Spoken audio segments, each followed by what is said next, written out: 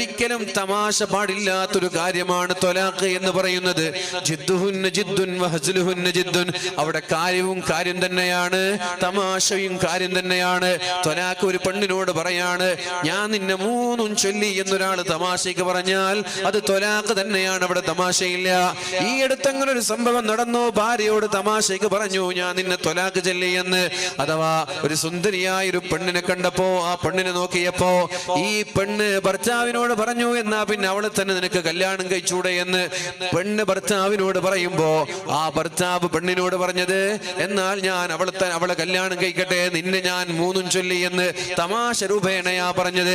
ആ പെണ്ണിനറിഞ്ഞില്ല ഇത് ത്വലാഖായി എന്ന്, പിന്നെ ഭർത്താവിനറിഞ്ഞില്ല ഇത് ത്വലാഖായി എന്ന്. വർഷങ്ങൾക്ക് ശേഷം ഒരു വാദിന്റെ സദസ്സിലേക്ക് വന്നപ്പോ വാദ് കേട്ടപ്പോഴാണ് ഉസ്താദ് പറഞ്ഞത്, തമാശയ്ക്ക് പോലും ത്വലാഖ് ചൊല്ലിയാൽ ത്വലാഖാണ് എന്നുള്ള ഉസ്താദിന്റെ വാദ് കേട്ടപ്പോഴാണ് ആ പെണ്ണിന് ഞാനും എന്റെ ഭർത്താവും വ്യഭിചരിക്കുകയാണ് എന്നുള്ള യാഥാർത്ഥ്യം മനസ്സിലാകുന്നത്.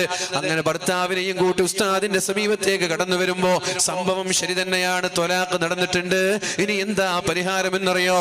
തന്റെ സ്വന്തം ഭാര്യയെ വേറെ ഒരാള് കല്യാണം കഴിച്ച് ശാരീരികമായി ഇണചേരണം, എന്നിട്ട് അയാള് ത്വലാഖ് ചെല്ലണം, എന്നിട്ട് വേണം ഇയാള് കല്യാണം കഴിക്കാൻ.